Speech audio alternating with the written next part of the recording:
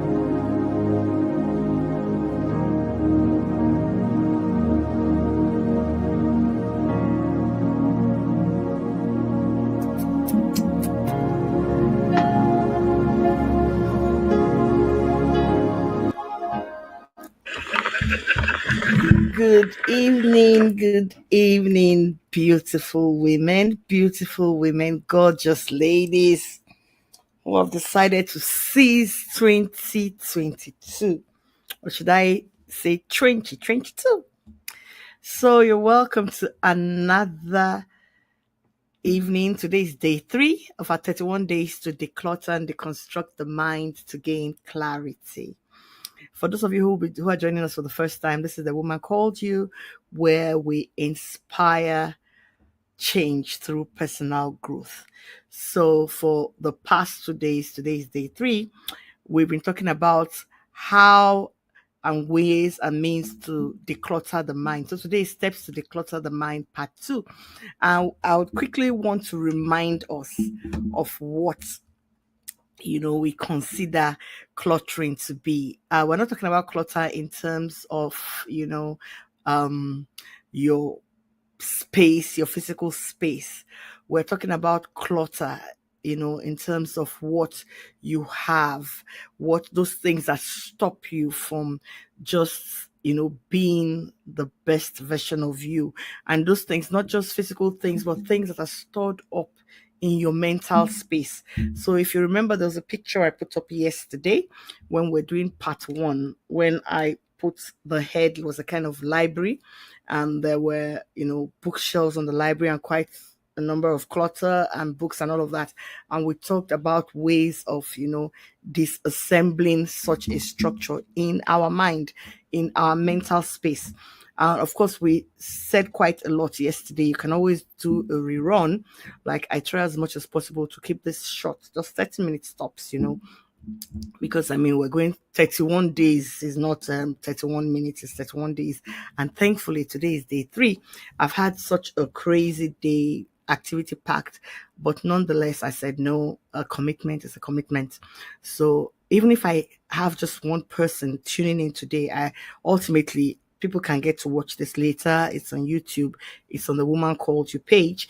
I just happen to be broadcasting it on my, personal profile, because a friend who is not able to access the Woman Called You page asked that I do it, and I'm gladly obliging. So today we are going into part 2. Like I said, you can watch part 1 on the page or even on my profile page here on Facebook. So today we're going into other things we need to do, steps that will help us declutter our mind. And I'm going to go first into the one I love discussing. I know some people might come for me saying, it's a woman's, how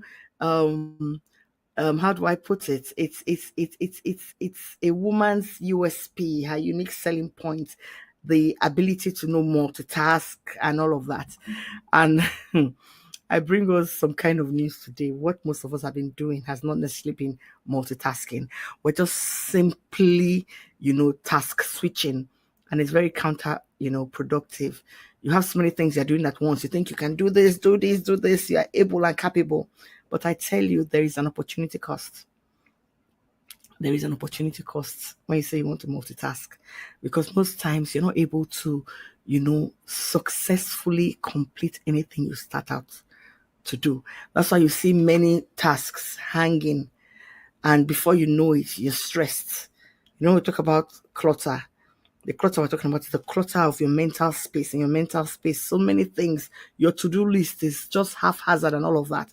So I want to just ask a woman today, decide to begin to do what they call single tasking. Pick a task, see it through. This woman talking to you here thought she was an expert at multitasking. I thought I was an expert at multitasking. I'm saying, okay, I want to write this. I need to do this. I need to actually, I'm a crafts person. So people like myself, we are caught in this kind of, if I dare call it a conundrum. I say, okay, I want to start up this project. And before you know it, something just hits these inspiration spots, so to speak, and I'm rushing to it. And that's why I say most people who are like artsy or crafty, there are a lot of unfinished projects everywhere. And because we think we have the ability to multitask. So I'm just asking a woman today, one of the steps to declutter your mind, just begin to practice single tasking. This is what I want to do. By the time I finish it, I'll tick it off. And I tell you, it has worked for me. I'm still a work in progress, no doubt, but it has worked for me. I always have a list. Anybody that knows me, if you check my phone at any time T, because I use a Samsung, I'll try to put it on the screen. Just forgive me. My screen is broken, so just in case you don't see it, because our discussion is a very, very practical one. Everything we're doing here on this for this series. So this is my you're going to laugh if you can get to see it. So this is my Samsung notes, right? This is my notes. Let me just pull up a note. For instance, this is how, if you can see this is from I think was sometime in December. Yes. And I have it listed out. You're going to laugh because I had a space for my amala that day. So that's my sister's name in front. I knew I had to see her. So I prioritized and I said, I will see her first. Then I'll go to Amala. I'll go to see the lawyer. I'll go to Dosumu. I'll go to Ebano and then Spa. And you see, when you begin to do things like this, you're actually single tasking. Because before I'll just put everything up here and say, okay, this is what I'm going to do. And I'll be going to Ebano before I know it. I'm going this way. I'm going that way. At the end of the day, you're stressed. So I just show you people my notes. You see, I'm an Amala lover. So that particular day, Amala featured in my itinerary. So I'm telling a woman today, please forget it. Put your tasks. This one was the places I had to go. So they're still tasks, right? But your task, if you're doing a project, single task, finish it, then move on to the next. So don't do what they say multitasking. It's not really multitasking. What most of us, are doing, and we think we are multitasking. Like I said, we are actually task switching. You jump from this task, you go to the next. You're going to jump from this task, you go to the next. So we're going to the next step that we can use to declutter our mind. I spoke a bit about this yesterday, but I want to go into more detail. Talk it out.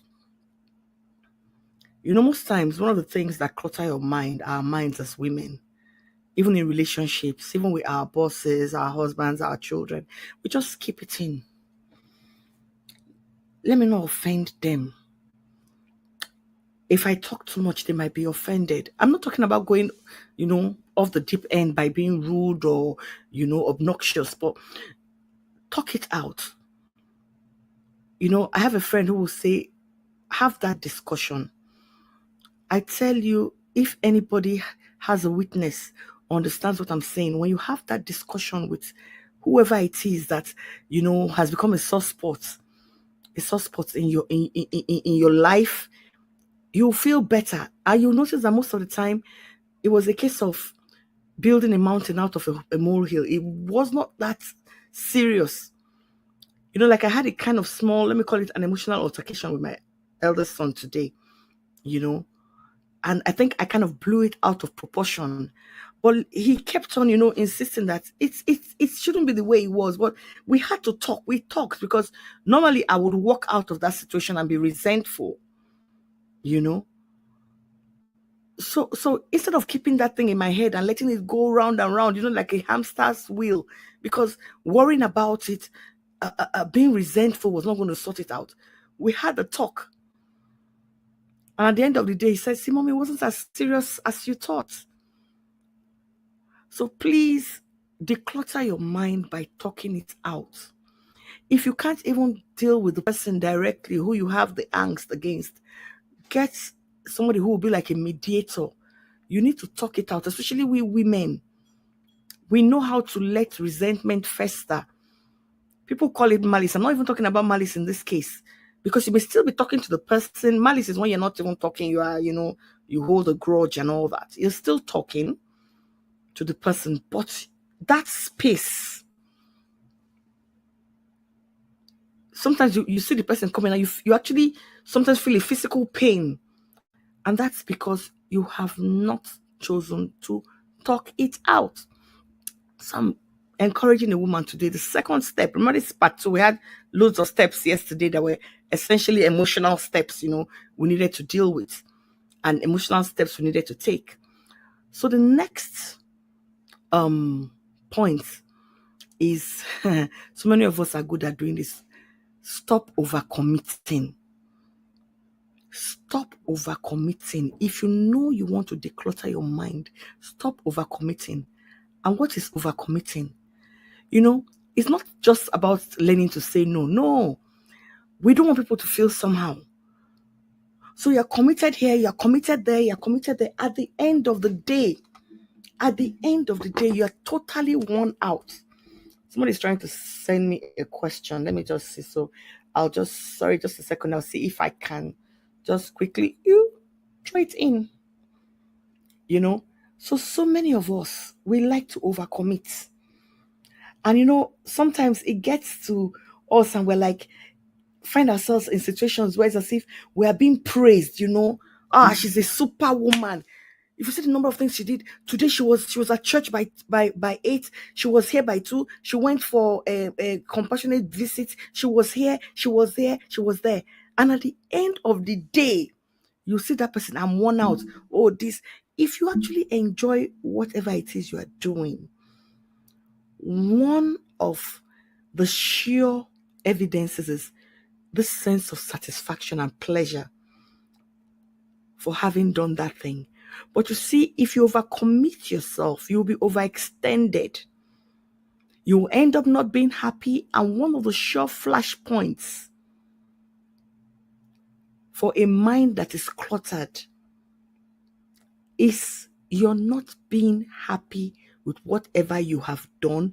Meanwhile, it has given other people some form or level of happiness and pleasure. And so many women, we do it. We overcommit ourselves, even in our homes, even in our family relationships. We overcommit ourselves. This is not trying to, normalize or trying to validate being a woman who is spiteful or a shrew. Far from that. But the thing is, if you overcommit, you will not have the prerequisite time you need for self-care. And one of the things that gets our minds cluttered is when we do not take care of ourselves. You want to do for everybody. You want to do for everybody. There's one thing I always tell people, I think it was Whitney Houston that sang that song. Learning to love yourself is the greatest, love of all. It's the greatest. When you love yourself, you will not overcommit. It's not validating being selfish or being self-centered. Far from it. So if you know you want your mind to be decluttered, one of the things you need to do is to stop overcommitting. Then the next thing we need to do is get rid of mental habits that keep you stuck. So many women were good at it.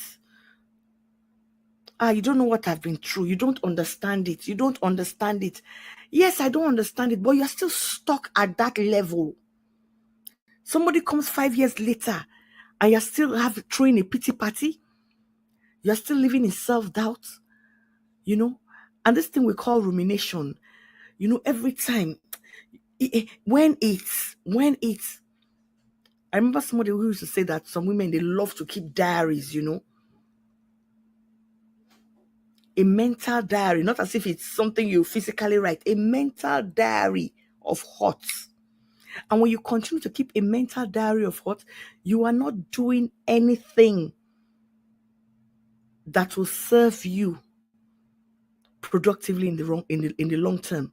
So you're going to have to stop and decide that from today, I am going to get rid of every mental habit that keeps me stuck. Don't worry, for tomorrow, remember yesterday I said something about brain dumping.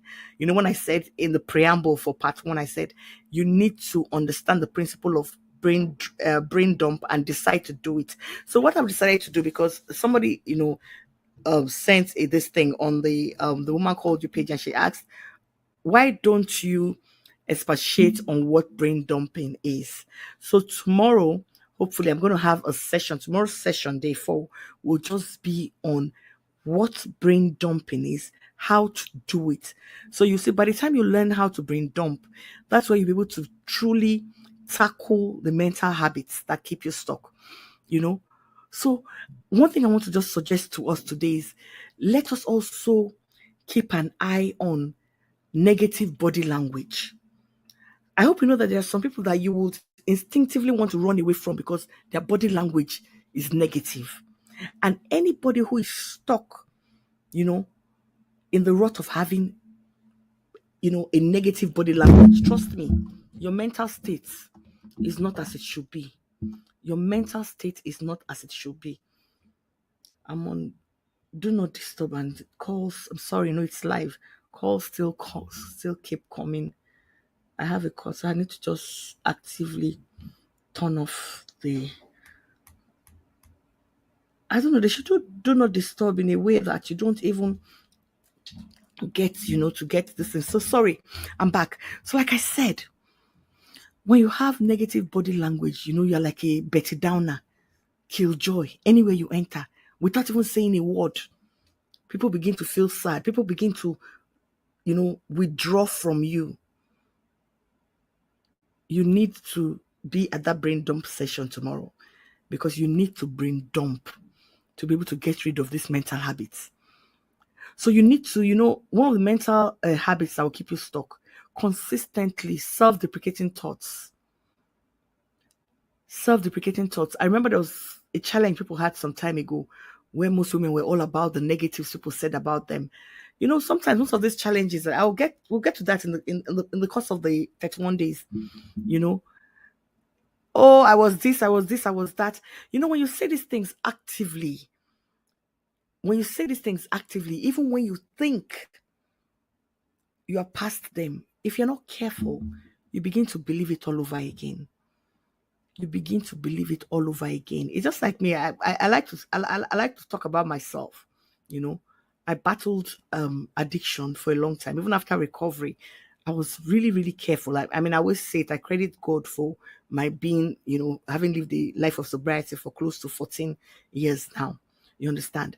But for a long time, because I remember then in treatment, they'll tell you, even when you are over addiction, you always have to refer to yourself as a recovering addict.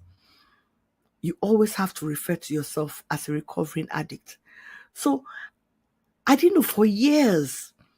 I mean, here I was, chatting the course of sobriety, but every time that was basically how I always used to refer to myself. And I had somebody who just a couple of years ago, she's really, really, an important part of my life now. And she said to me, why are you always saying this thing? You're past that. If you need to talk about this thing, talk about it from a place of strength. So you'll be able to help people. And I ultimately see that now, that thing that was, you know, a mental habit for me, because I truly lived this life. And it's not just easy for you to just cast off anything that was essentially a part of you. But I had to move beyond that point.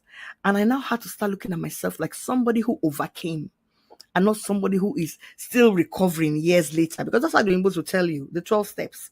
They will tell you once you're an addict, always an addict, even if you're off. They'll tell you you're on the wagon. Be careful you don't fall off the wagon. So today I'm telling a woman, begin to actively challenge every self-doubt. Don't accept it as the status quo. That's the fourth thing we're talking about today. And it's part of getting rid of mental habits that keep you stuck. You had a child out of wedlock. It doesn't define you. But you see every time, we single mothers, it's a mental habit that is keeping you stuck. You're a mother. Mental habits. You were once married before, you're not married before. I always tell people, it didn't work out for the two of you. It doesn't make you bad people. It's just two different people who cannot work. You must begin to redefine your reality by the way you think. And you see, by the time you begin to get rid of these mental things, those mental habits that are not serving you, that are just tags. If you're going to keep on speaking about this thing, speak about it from a place of strength. Like I talked about myself being an addict. Now what I do is I use that thing to be a mentor, to be a sponsor. Rather, we don't use a mentorship in addiction parlance. To be a sponsor. So yes, you are this, because I'm basically talking to women here. You've overcame this. Instead of just saying, oh, men has come. How can you use your experience? How can you break out of that mental quagmire, mental, miry clay? You might want to, it might be difficult, but that's why in the course of these 31 days, by the time we do the brain dump tomorrow and other things we need to do, because I think on the 5th day we'll be doing our 4Ds. There's this 4Ds of productivity, is a management principle, but you can actually use it as a decluttering tool for your mind. So like I said, I don't want to spend too much time. I'm just going to run to the next one, which is very important. Practice being decisive. Practice being decisive. So many women might say they know what they want, but truly, how well do you know what you want when you want it? If you begin to truly know what you want, what you would tolerate, what you would not allow into your space, it begins to get easier for you. Like when I'm talking about this, I'm not talking about self-centeredness. No. Remember when I said on the first day one, why we need to declutter? To have more productive lives. Some women are so worn out that they will do children, do this, do that, and they forget the man they're married to. So many, look, I don't say things that I don't know. I was once there. I was so overstretched, overcommitted, and thinking I was doing right and forgetting to do the bare necessities. If you begin to practice being decisive, you'll be able to deal with the bare necessities. You will know on a scale of preference what is important. What is it you want? I know there's this joke they always say about women who, they love church, they love this, they love that. And they'll say to that woman, you will do for your pastor, do you do it for your husband? And sometimes because you are compelled to do that thing you're doing for whoever is the person of, an authority to you, because you seem compelled to do it, your mental state, your mental space is all clogged up. You begin to do it out of, if I don't do it now, and what will happen? If I do it, what will happen? And you end up being stressed. You get home, you snap at everybody. But once you step out of your house, you plaster this smile because you want people to have this idea. You want them to have this opinion of who you are. Because if you decide you want to stop overcommitting, you will see that you will begin to practice being decisive. People outside will talk so well about you, but the people within your space, your home, your primary place of assignment and engagement, you will say yes to everybody outside, but when you come in, not because you want to say no to your father or sorry, to your children or your husband or to whoever is in your personal space. No, you don't necessarily want to say no to them, but you are overstretched. You are tired. Your children should understand you are tired, but you will spend your time. Oh, I'm visiting orphans. I'm doing this. I'm doing this. I'm doing that. Then when you come back, your children say, I know I'm stretched. I'm tired. Your mind needs to be decluttered. You need to compartmentalize. Yes, you will still do your charity. Yes, you will still do this. You will still do that. But you need to understand that if you overstretch yourself and you have a mental block or ultimately a mental breakdown, my dear sister, life continues. When you practice being decisive, one of the first things you'll understand is that you are not indispensable.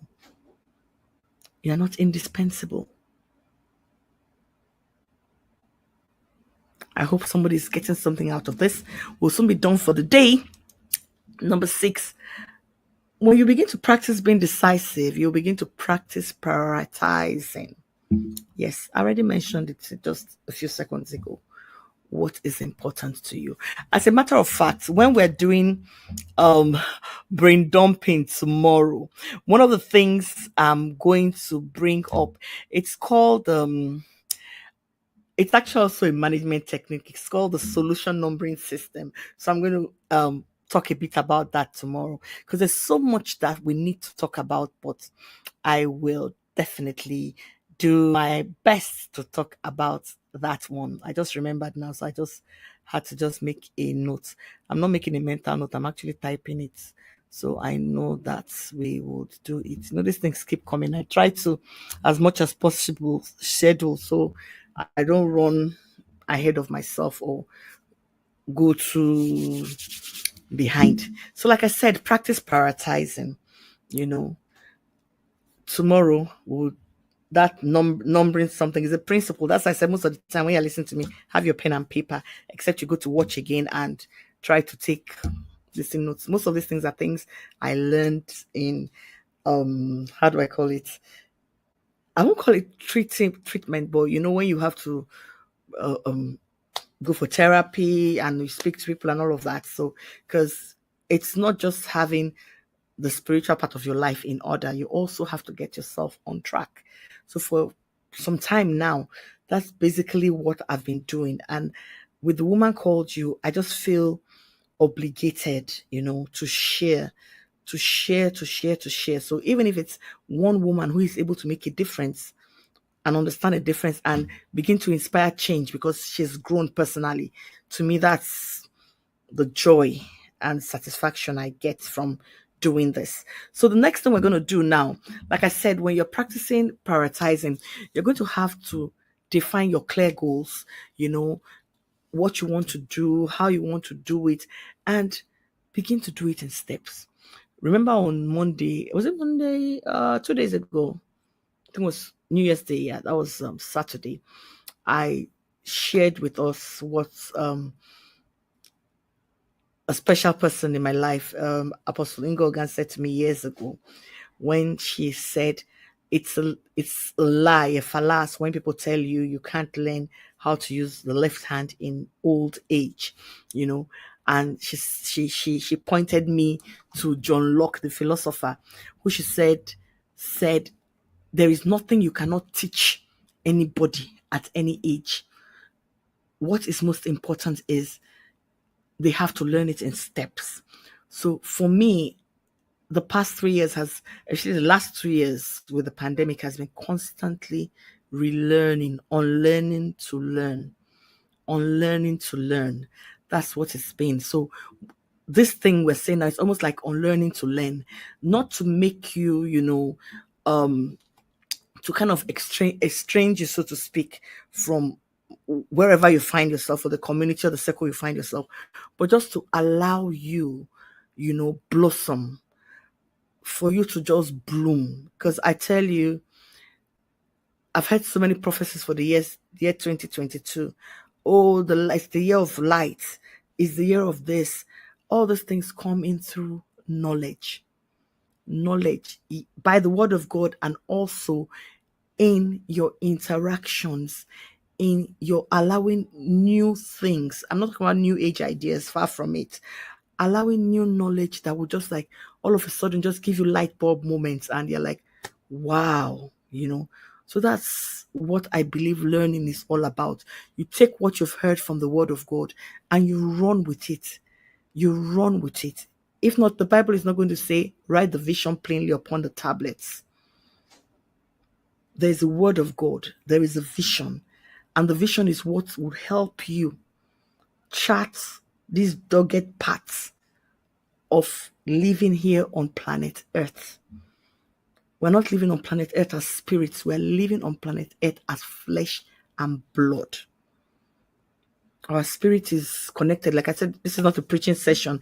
I will try as much as possible to avoid doing that, but because that's essentially who I am, so I can't help it. It will just be popping up now and then. You understand? So like I said, if you practice prioritizing, you have clear goals. What are my long-term goals? Anyone that is not serving you at the moment, you just, in management, there's a KIV box. Put it, keep in view. But the thing about us is, my phone has fallen. Hey, Chineke. The screen has finally smashed. Let me not look at it. Let my heart not break. So we have our KIV box. Keep it in view. Whatever is not serving you now, keep it in view. Then I'm going to go to the next one, which is something I've practiced in the past. I'm hoping not to have to do it this year because I have so much, but I still limit my engagement. I've had people say to me recently, we don't see you as much as possible. Maybe you're posting one picture, or in fact, it's my social media has basically become almost like a photo album. Because I tell you, to declutter your mind, especially in this season, you need to limit social media intake. I mean, it sounds shocking coming from somebody like me, right? Who is social media enthusiast and all of that. But for me, I think being a social media enthusiast actually served me a couple of years ago. But now basically it can give you negative vibes. When it does this for somebody like me at this age, I mean, I'm turning 52 in the next couple of weeks by God's grace. I feel for millennials. I feel especially for Generation Z. The pressure. For me, I limit social media intake, not because of the pressure of maybe people are showing off their wealth and all of that. It's just simply the vile, vitriolic statements. People just come at each other's jugular and everything. And I don't want that in my mental space. So you see me most of the time, I just TikTok, I'm laughing, I'm watching things. There's this guy, we call him TikTok uncle. Those are the kind of things for me, basically. Once I'm scrolling through Facebook, especially, I see some hard topics. Trust me, it's not as if one does not have an opinion, but it's too much trouble. And why would I want to let that into my mental space? So I'd rather deal with that and let that kind of clutter stay out. Let that kind of clutter stay out. At best, I limit it to my engagement. I just go there to say something. In fact, there's sometimes when I'll post something and people keep arguing too much. I just, okay, let's just compromise. I don't take it further. Because by the time you leave social media, after you fought and quarreled and abused and cursed each other out, you still have to live on this path, and which is terra firma. Social media is virtual space, terra firma. And before you know it, transferred aggression. You're having pressure headaches. When the person that abused you on social media has gone to rest. So there's so many things. For the Generation Z, it's the inordinate this thing for wealth, for certain standards that are not realistic, and so many people are under pressure. It will interest you to know, and maybe after this, go take a look at it. I probably go to YouTube and type in social media influencers who have recently lost their lives. I tell you, one day I sat with my 13-year-old son and I said, "Shit, do you know this guy on TikTok? Do you know this guy on YouTube?" I said, "Do you know they are dead?" My son said it's a lie. I said, "Forget it. 17-year-olds, 18-year-olds, most of the death of social media influencers is via suicide. Via suicide. And they will leave a note. I mean, these children, 17, 18, very wealthy, very wealthy. The kind of wealth. I mean, if they raise it, we even have some Nigerian social media users like that, earning mega bucks on YouTube, on TikTok, paid partnerships, product placements, and most of them are taking their lives because of the pressure. So imagine what it does to people's mental space. People come online practically crying out for help, and before you know it, this person has committed suicide. So my sister, gorgeous woman watching me, if you're beginning to feel tense or feel some kind of way after you spend some time on social media, you need to consider taking a social media fast.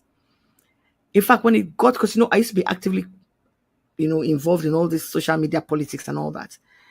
It got so bad that I think starting from 2016, no, 2016, yeah, from January to April, I will go off Facebook totally. I'll just do Instagram where I'm posting my business, this, that. But Facebook, because at the peak of that time, Facebook was acidic and it was affecting me. I'm telling you, I'll be sleeping. I'll be thinking of how somebody cussed me out on Facebook because of Buhari, because of this. So please, I can't overemphasize that. Then number 8, which is very, very important. And you wonder, what's wrong with this woman? Schedule time to worry. Yes. Worrying is a natural thing. But instead of you to allow worry, take all your time. Even if it's 1 hour in a day, say, okay, what is that issue? Let me think about it. When you finish, like I said, all these things, you can do them by practicing. Me, that my time, I'm just on the bed, I'm just imagining, what kind of thing is this? What is all this? If I want to talk to somebody about it, I just pick my phone, I just call the person that I know always just gives me clarity on some issues. So please, it's absolutely legit. Normalize scheduling your time to worry. Instead of letting that thing be on your head all day. Maybe take a walk. Some people is when they are walking, they are thinking of the issues and sorting them out. What are the things that are like, you say you've let your hair down? So schedule time to worry. Then the next thing I'll just put into that scheduling time to worry, I'll just tell you, like, figuratively, take a walk. Take a walk. And I say, when I say take a walk, after you've scheduled time to worry, when I tell you take a walk out of the crime scene of your mind. And the way you can take a walk out of the crime scene of your mind is the next one I'm going to. Sleep. My sister. If I say my brother, my sister, this is the woman called you. Sleep. Have you seen, I don't know if somebody has, I have a witness where you will worry so much about something. When you just go and sleep, so leave this in a bag. I know me, I like to quote scripture in that instance. I'll say, sufficient is the trouble of today, that I'll start worrying about tomorrow. So I just go and sleep. And I tell you, most of the time, you wake up, you seem to be more in tune. You begin to have clarity. But they say when you stay wake up, you stay awake, you worry, worry, worry, you don't make headway. So you see, when you're sleeping, what you're actually doing, you're taking a walk away from the crime scene of your mind. I know sometimes you wake up in the morning, and the problem is still there. No problem. So you have to learn to sleep. So finally, I overshot by 10 minutes. I said I'll be keeping it short to 30 minutes. Finally, what I just want to encourage somebody today, especially, is to remind you, because I'll try as much as possible to be reminding us every day before we leave about what a cluttered mind is. When you say your mind is cluttered, like I said earlier, you're focusing too much on the negatives. You are ruminating, you are thinking, you're putting that mental diary of what Okonkwo did to you years ago and all of that. You're worrying about things that are outside of you that you have no control. You can go back to watch the episode of yesterday when we said, like, that's Elsa in Frozen. Let it go. Let it go. So you just need to stop ruminating. Get rid of the negative thoughts, Just get rid of the negative emotions, for crying out loud. Get rid of the negative emotions. You can't do anything. It's the Bible that said, no matter what you do, I said I won't do a lot of biblical references, but you can't help me. I can't help it now. No matter what you do, you see, you can't change this thing. You can't. You can't. So you see all those things that clutter your mind. I pray that by the end of these 31 days, we'll be able to deal with it. Somebody was saying to me at that time, ma, you're looking younger. Yeah, it's because I say, see this mind? No, nobody's going to live in it rent free. No situation is going to camp in this head. I am proof that worry cannot change anything. If with the kind of year I had last year, one issue after the other, in fact, I basically had a mental spa. I used to do mental spas. I had people I talked with. I had people that prayed with me. You know, one of them. I had people that prayed with me. I'll say, see this thing. In fact, they just, because people think everything might be honky dory for people, but life happens. Life happens.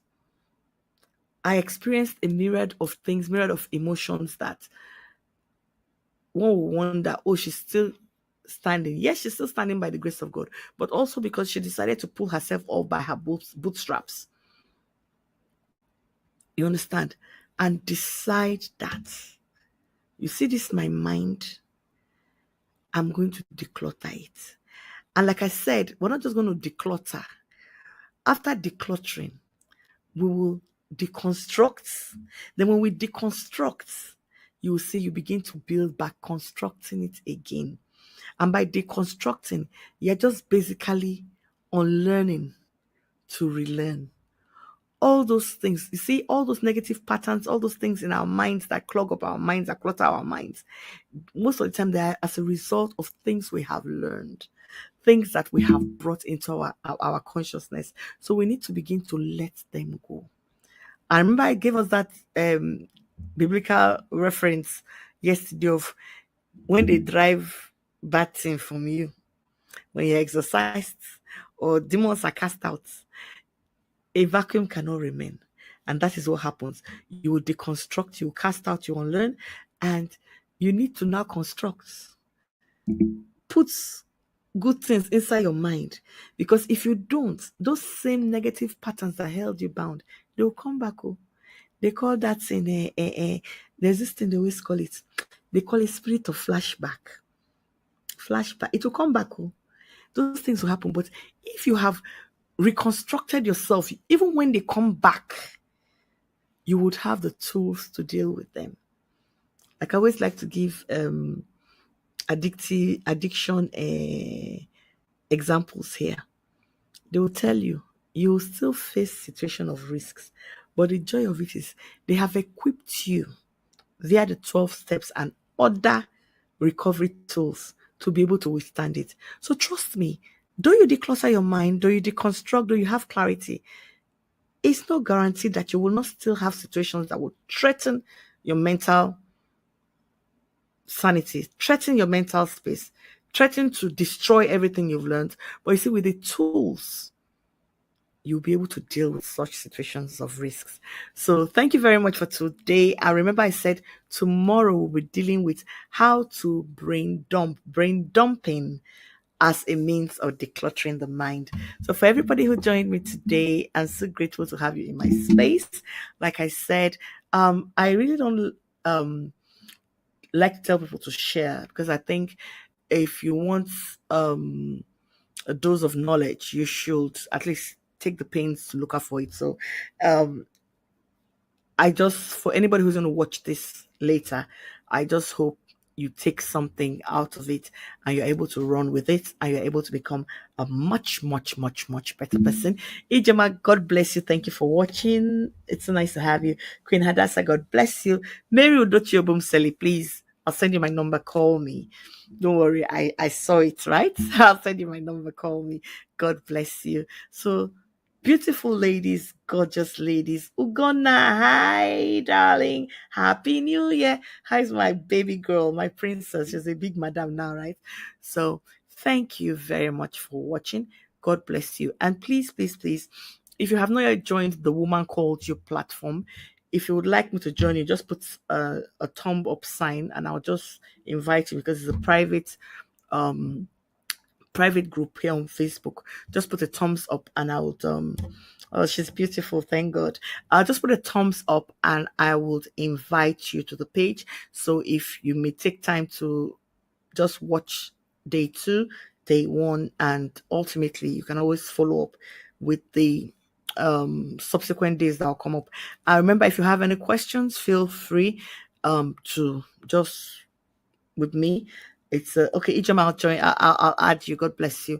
So just feel free. You can also go to the Woman Called You page and see past teachings we've had on confronting the woman in the mirror. We've had quite a couple of teachings in the last couple of months, and by the special grace of God, like I always do every February, I'm turning 52 this year, so hopefully if I can get 52 women into a space, but because of all these COVID protocols, I don't know how to do it. But as usual, I always have a couple of women. We just sit together. All we're interested in is inspiring change through personal growth. You know, it's not a faith-based platform. You have a lot of that, and you have a lot of those that you belong to, but we just come together and we do the little we can to be the change we want to see and grow personally. And by God's special grace, we're doing it one woman at a time. So thank you very much for watching. God bless you. See you tomorrow. And when you're coming tomorrow, please, if you're going to be here, get your pen, get your paper. And I'm seeing, since we'll be talking about brain dumping, exploring the possibility of getting the worksheets, and if I do, they'll be in PDF format. So you can always, for a token, maybe like 200 naira, because it's not data to send it in, you know. So for like a token of 200 or 300 naira, I can send you the worksheets so you can work on them by yourself at home. God bless you. Good night.